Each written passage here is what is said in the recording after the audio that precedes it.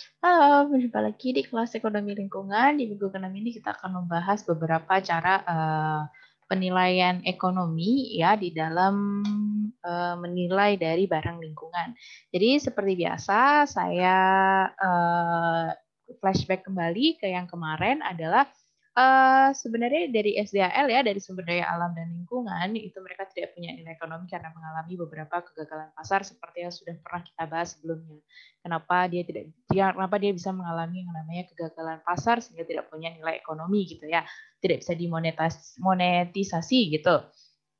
Nah, kemudian SDAL ini, kemudian kenapa sih SD sumber daya alam lingkungan itu harus dinilai secara ekonomi?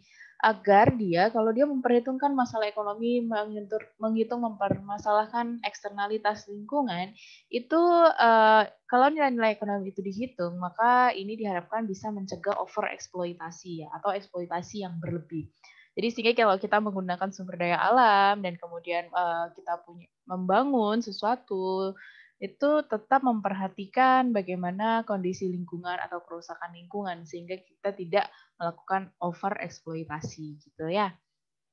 Nah, kemudian bagaimana dari sumber daya alam lingkungan ini kita kemarin sudah belajar bahwa bentuk nilai-nilai yang bisa kita kasih, kita berikan kepada sumber daya alam dan lingkungan ini apa saja, yaitu di nilai ekonomi total dari sumber daya alam dan lingkungan, jadi nilai gunanya dia atau nilai non guna, nilai guna langsung gitu ya. Ada yang use value, ada yang non use value kemarin, kemudian ada nilai yang lain.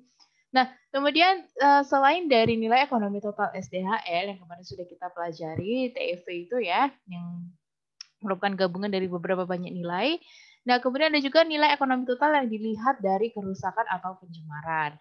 Nah, ini adalah nilai ekonomi di mana kita melihat dari nilai degradasinya atau berapa yang harus kita bayar karena sebuah kerusakan lingkungan yang terjadi, gitu ya. Nah, kemudian nilai-nilai yang kita berikan kepada barang lingkungan ini ada dua pendekatan yang bisa kita lakukan, yaitu pendekatan harga pasar dan pendekatan harga dan pasar. Untuk yang kali ini mungkin kita akan bahas hanya melalui pendekatan harga pasar. Di mana pendekatan harga pasar ini itu lebih berkaitan dengan seperti ini. Jadi barang lingkungan ini dikaitkan dengan barang ataupun sesuatu yang memiliki memang nilai pasarnya, nilai harga pasarnya. Jadi tidak didasarkan kepada WTP ya atau willingness to pay dari masyarakat mengenai barang lingkungan tersebut. Jadi ini didekatkan dengan harga pasar yang hampir mirip dengan barang lingkungan tersebut gitu ya. Jadi pendekatan harga pasar gitu ya. Jadi kita memberikan harga yang sedekat mungkin dengan harga pasar yang sesungguhnya gitu. Nah, ini dapat diberlakukan bagi sumber daya alam yang bisa diperjualbelikan di pasaran. Bagaimana cara menghitung nilai sumber daya alamnya? Yaitu berapa kuantitas sumber daya alam yang ada di lingkungan dikalikan dengan harga pasarnya. Dan kemudian nilai total SDA-nya ya beberapa banyak yang sumber daya alam di dalam satu bagian yang akan kita uji gitu ya. Kemarin kan kita sudah bilang bahwa kalau kita mau menilai atau memvaluasi ekonomi, maka kita harus tahu dulu apa yang mau kita evaluasi, ekosistemnya bentuknya apa. Karena ekosistem rawa, ekosistem gambut, nanti ekosistem pesisir, itu akan berbeda-beda cara perhitungannya, kita pendekatannya akan berbeda begitu ya. Dan kemudian di dalam pendekatan harga pasar, ini yang paling pertama adalah pendekatan produktivitas gitu ya. Nah, produktivitas itu kan berarti berhubungan dengan produksi, di mana sumber daya alam ini kita lihat dari dia sebagai sebuah salah satu faktor produksi gitu ya. Di dalam pendekatan produktivitas sendiri itu dia ada pendekatan teknik perubahan produktivitas, di mana itu berarti dia ada perubahan produktivitas gitu, perubahan produksinya dari misalkan kita lihat ini misalkan dari mangrove gitu, dari mangrove kita bisa mendapatkan kayu. Nah, di mana perubahan produksi kayu karena diakibatkan oleh rusaknya kawasan mangrove, inilah yang kita hitung itu adalah bagaimana kita memvaluasi sebuah barang lingkungan tadi, yaitu mangrove tadi melalui pendekatan teknik perubahan produktivitas. Jadi bagaimana kita menilai mangrove tersebut karena rusaknya lingkungan gitu ya.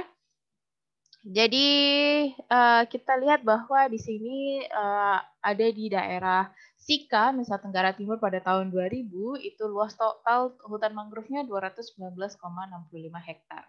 Di mana hutan yang utuh itu hanya 73,89 hektar, sedangkan mangrove yang rusak sekitar 145,765 hektar. Dan produksinya kayu dari hutan yang utuh itu bisa 56 meter kubik per hektarnya ya. Dan diasumsikan bahwa produksi kayu dari hutan yang rusak 25% dari hutan yang utuh.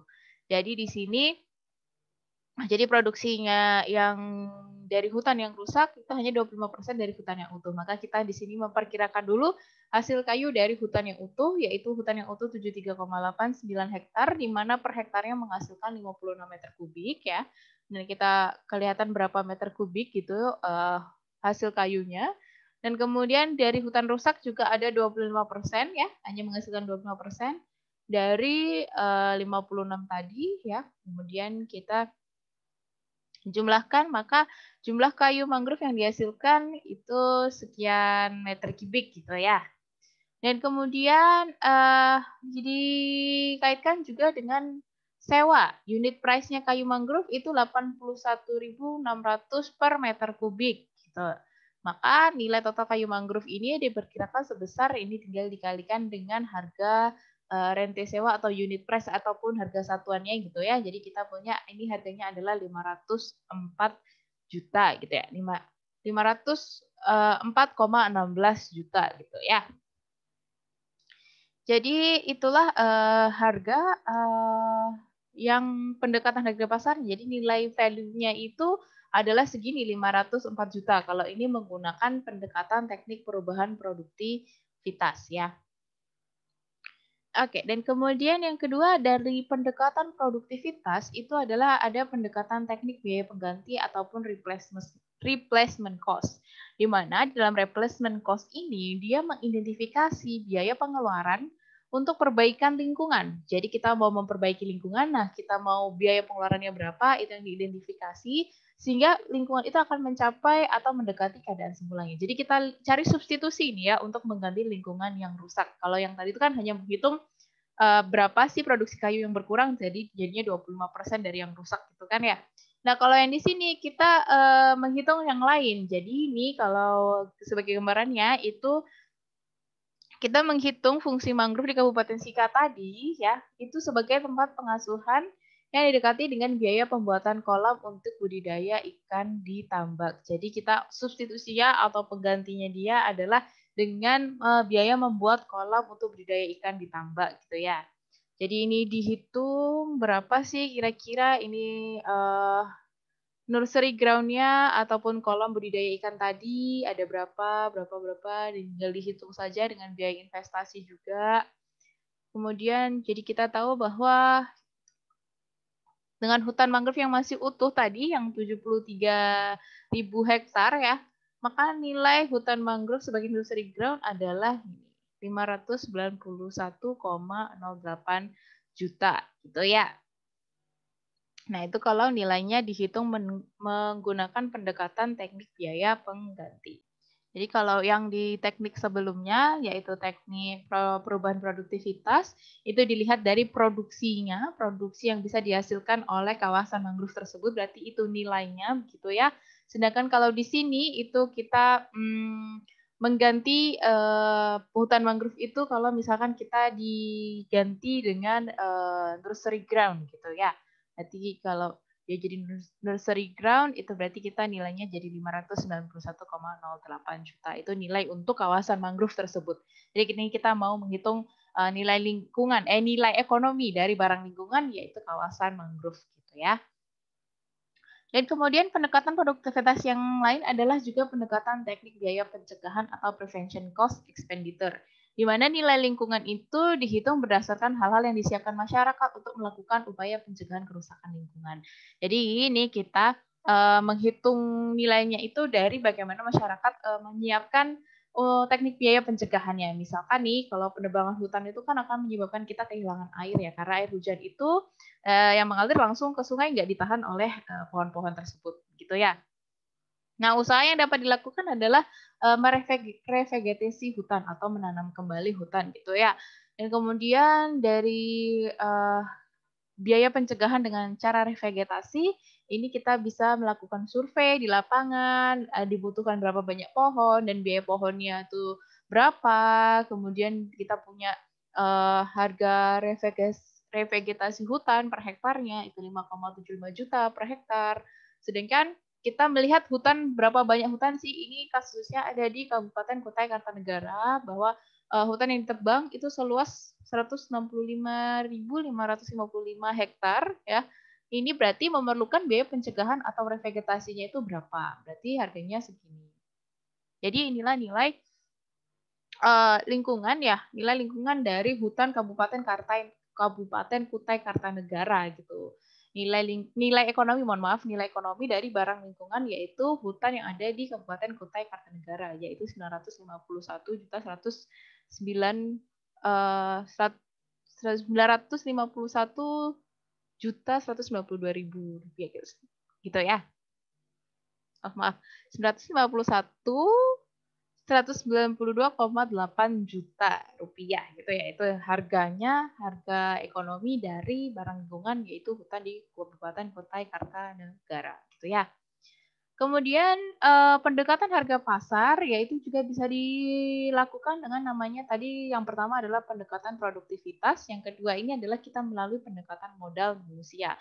Di mana valuasi ini yang dilakukan itu memberikan harga modal ini kepada manusianya, manusia yang terdampak. Jadi kita menghitungnya adalah bagaimana manusia yang berada di sekitar lingkungan itu terdampak akan adanya kerusakan lingkungan. Jadi kita melihatnya ke manusianya nih, tapi tidak dengan WTP ya, bukan Within Survey, tapi kita melihat apa yang masyarakat bayarkan gitu ya.